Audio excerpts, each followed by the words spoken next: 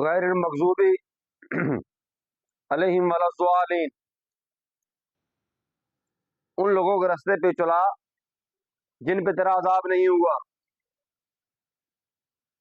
ان لوگوں کے راستے پہ نہ چلا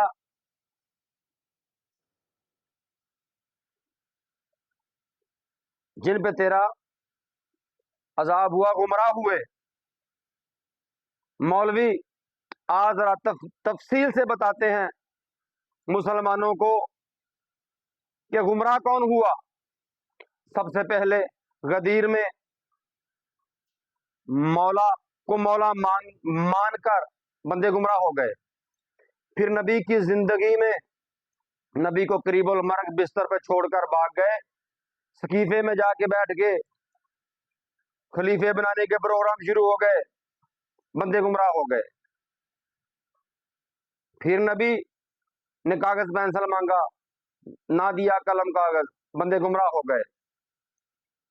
پھر نبی کے وصی علی سے بندوں نے بیعت مانگی خلافت کے لیے، بندے گمراہ ہو گئے۔ پھر نبی کی بیٹی کو ستایا، دروازے پہ آگ لے کے گئے، بندے گمراہ ہو گئے۔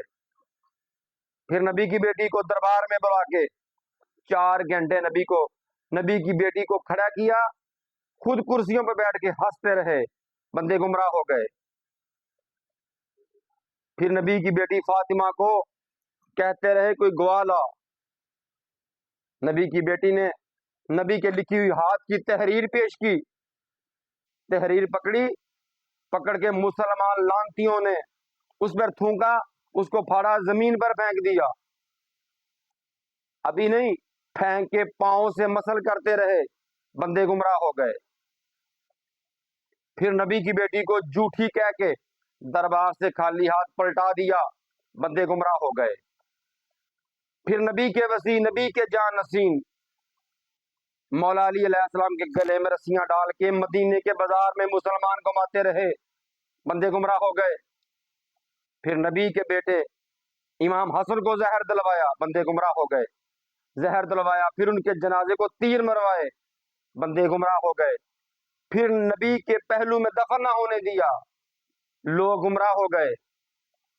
پھر اس حسین ابن علی کو جس کے لیے نبی نماز سے سر نہ اٹھائے، مدینہ میں کعبہ میں حج کرنا مشکل کر دیا، مدینے سے نکالا، بندے گمراہ ہو گئے۔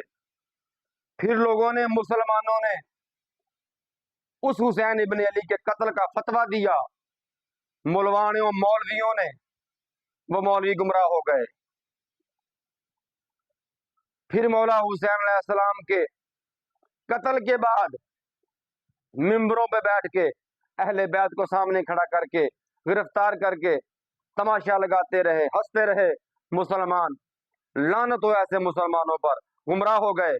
مولوی بتایا کرنا یہ شریعت ہے، یہ دین ہے، کیوں نہیں بتاتا؟ تیرا کوئی رشتہ ہے ان کے ساتھ؟